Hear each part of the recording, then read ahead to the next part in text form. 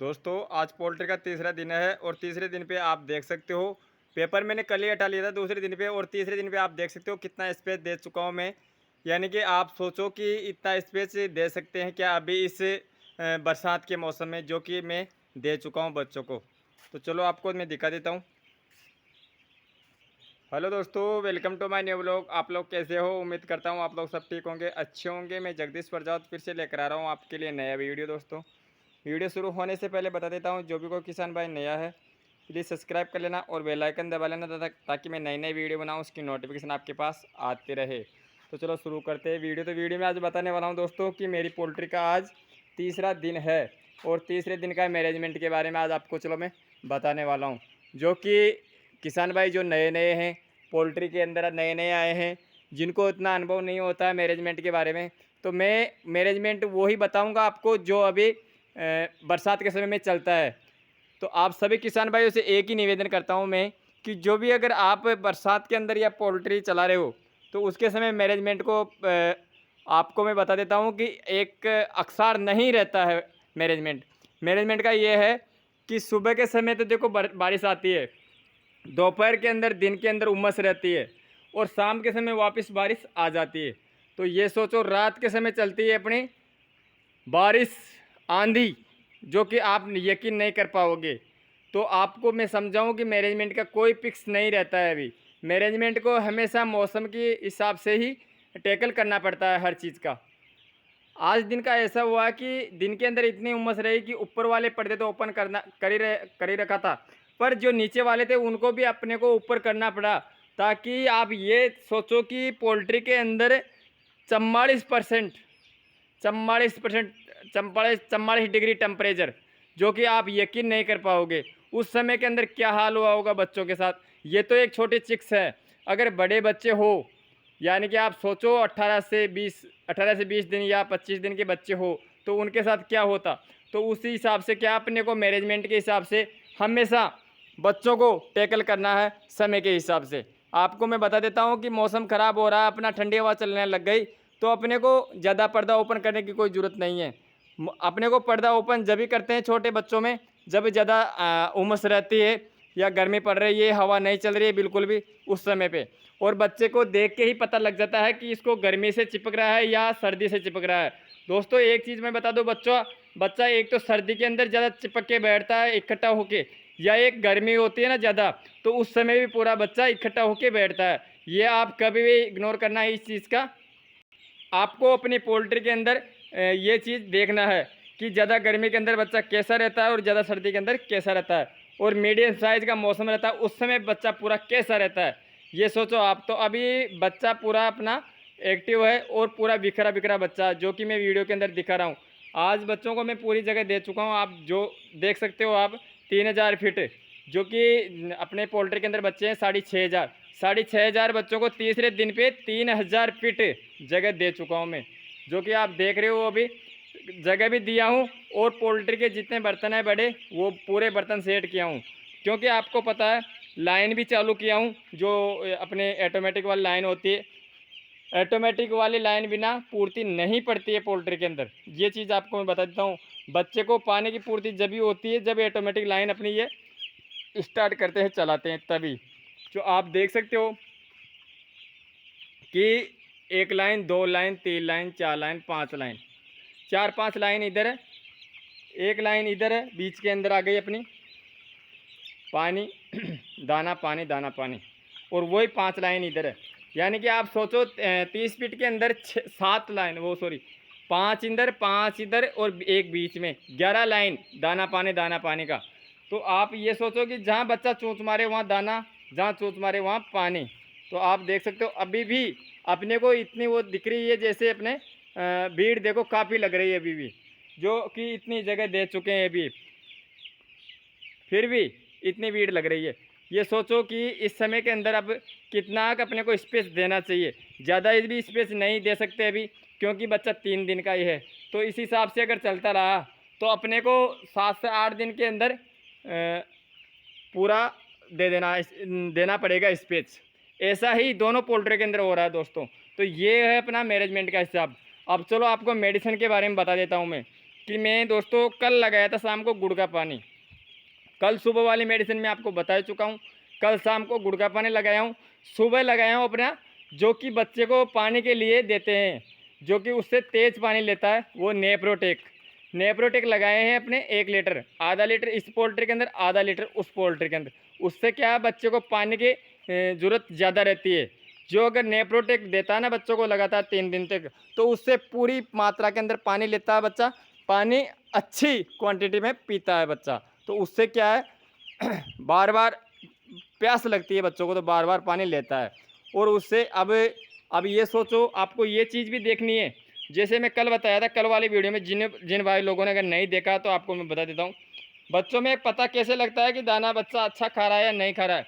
अभी आप ये सोचो, ये बच्चे बैठे हैं, ये देखो, ये दाने की पोटली है, यहाँ पर ये पोटली भरी है या नहीं भरी है, ये देख सकते हो आप। तो अगर ये पोटली भरी है अच्छी, तो ये सोचो कि दाना अच्छा ले रहा है बच्चा। ये देख सकते हो आप, ये देखना है आपको, क्योंकि अगर जो समझ नहीं पाते हैं ना कि बच्चा दाना ले रहा है नहीं ले रहा, तो आप देख सकते हो ये पोल्ट्री अच्छी भरी है, तो यानी कि दाना अच्छा ले रहा है बच्चा। क्योंकि अभी इतना पता नहीं लगता, क्योंकि बर्तन ज़्यादा लग गए, कट्टे एक साथ ज़्यादा खुल गए हैं, तो अपने को पता नहीं लगता कि एक कट्टा मतलब एक दिन के अंदर बच्चा तीसरे दिन पे या दूसरे दिन पे कितना दाना ले रहा है। इसका एवरेज हम नहीं लगा सकते। क्यों नहीं लगा सकते?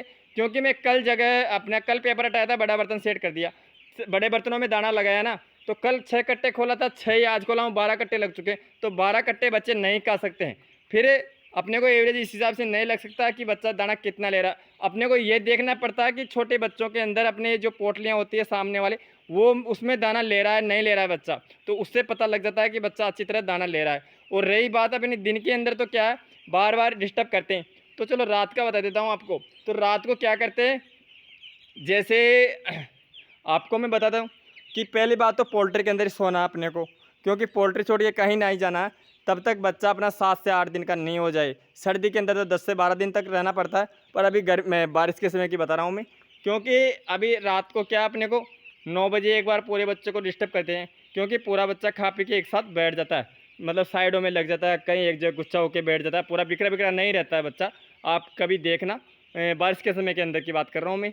तो अपने को 9 बजे डिस्टर्ब करना है, 10 बजे करना है, 11 बजे करना है और 12 बजे करना है। ऐसे अपने को एक एक घंटे पे आप डिस्टर्ब करते रहोगे ना, तो पूरा बच्चा उठ के पूरा दाना पानी लग जाता है। तो उससे क्या है, बार बार हर घंटे में दाना पानी ले लेता है ना, तो उससे क्वांटिटी अच्छी बनी रहती है, और जो बच्चों की एक्टिविटी है वो अच्छी ले लेते हैं, उससे दाना पानी अच्छा ले लेता है।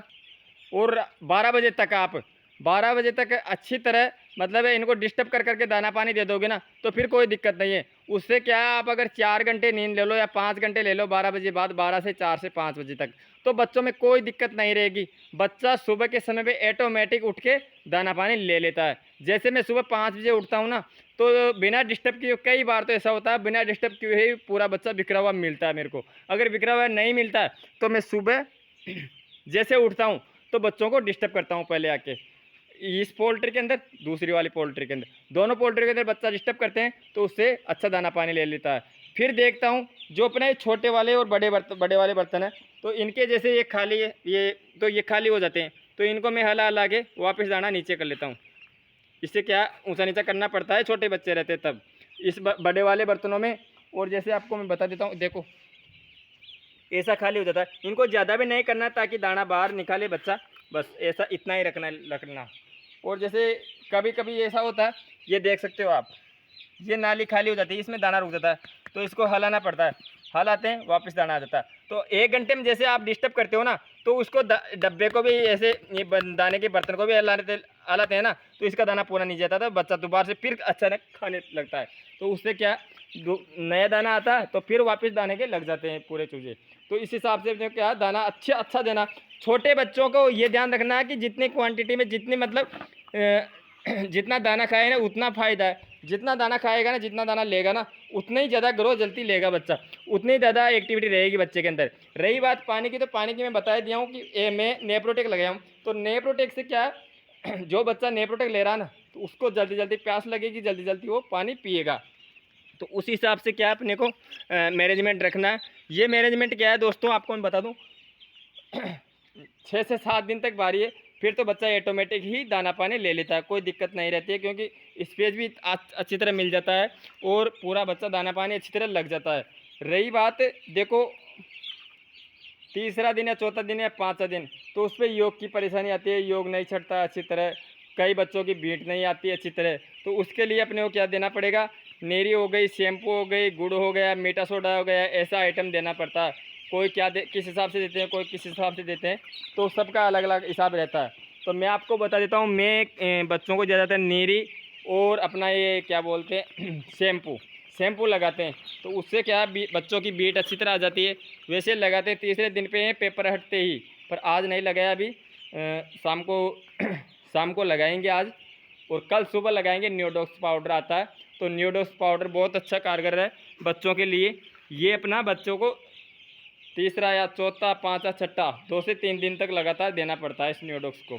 तो उससे क्या है, बच्चे को जो अपने ये हाथों के अंदर कोई भी परेशानी रहती है उसको तुरंत ठीक कर लेता है, और जो भी बच्चों के अंदर पेट के अंदर कोई कमी रहती है उसकी पूर्ति कर लेता है न्यूडॉक्स पाउडर। तो इसलिए अपने को न्यूडॉक्स पाउडर लगाना बहुत ज़रूरी रहता है बच्चों को। तो ये देख सकते हो आप, मैं अभी अभी इस बर्तन को हिला के गया हूँ ना, तो आप देख सकते हो इस हिसाब से पूरे बच्चे आके दाना चुगने लगते हैं। तो इस हिसाब से क्या, अपने को रात को टाइम की बात कर रहा हूँ मैं, रात के समय में हर बर्तन को हिलाएंगे ना, हर घंटे में, जैसे बताया मैं 9 बजे 10 बजे 11 बजे 12 बजे तक आप अच्छी तरह बच्चों को दाना चुगा लोगे ना इस हिसाब से, तो फिर 4 से 5 घंटे कोई दिक्कत नहीं है, आप आराम से सो जाओ। आपको ऐसा नहीं है कि चलो सर रात हर घंटे के अंदर लगा रहना होगा, तो कोई इतना कोई वो नहीं है। सारे दिन में ऐसे बार बार अपन घूमते हैं, डिस्टर्ब हो जाते हैं। रही बात रात की, तो रात को मैं उसी हिसाब से बताएं, उसी हिसाब से कर लेना अपने को। और अपना मौसम के हिसाब से, गर्मी के हिसाब से पर्दे को ऊपर नीचे कर लेना। तो ये मैनेजमेंट का भी हो गया, चलो दाना पानी का भी हो गया। इससे एक दिन अच्छा रहा, दूसरे दिन और भी अच्छा रहा, तीसरे दिन और भी अच्छा रहा। इस हिसाब से आपके एक दिन करके आप अच्छी तरह निकाल लोगे। तो चलो आपका सीखना भी हो गया, और जो अपना वेचा वो भी आपको अच्छी तरह निकल जाएगा। तो इस हिसाब से आपका वेच निकल जाता है, घबराने की कोई ज़रूरत नहीं रहती है। जो कोई नए लोग आते हैं ना, तो वो थोड़ा थोड़ा घबराहट रहती है कि किस हिसाब से बेच निकलेगा अपना, किस हिसाब से बच्चा पलेगा, क्या पता क्या दिक्कत आएगी क्या नहीं आएगी। तो आपको घबराने की कोई ज़रूरत नहीं है, आप करोगे तब आपको पता लगेगा। जैसे मैं कर रहा हूँ और आपको बता रहा हूँ, तो एक तो बताने में और करने में बहुत अंतर रहता है। तो जैसे मैं करता हूँ उसी हिसाब से आपको बताता हूँ। मैं ऐसा नहीं हूँ कि बताता हूँ करता नहीं हूँ, तो मैं अगर करने में बताने में बहुत अंतर होता है। तो जैसे मैं करता हूँ उसी हिसाब से आपको मैनेजमेंट के बारे में बताता हूँ। तो मैनेजमेंट जैसा अपना अच्छा रहता है ना, उस हिसाब से अपने को कर लेना है। और जो अगर बंदा परमानेंट पोल्ट्री के अंदर रहता है, तो उसी को पता रहता है कि कौन से समय पे क्या करना है अपने को काम। तो चलो वीडियो अच्छा लगा होगा आपको, अगर वीडियो अच्छा लगा तो लाइक करना और कमेंट करके ज़रूर बताना। सभी किसान भाइयों से एक ही निवेदन है कि अगर कोई किसान भाई नया है तो प्लीज़ सब्सक्राइब कर लेना और बेल आइकन वाला लेना, ताकि मैं नई नई वीडियो बनाऊँ उसकी नोटिफिकेशन आपके पास आती रहे। तो चलो मिलते हैं अगली वीडियो में, तब तक के लिए सभी किसान भाइयों को मेरे दिल से राम राम। जय हिंद, जय भारत माता की।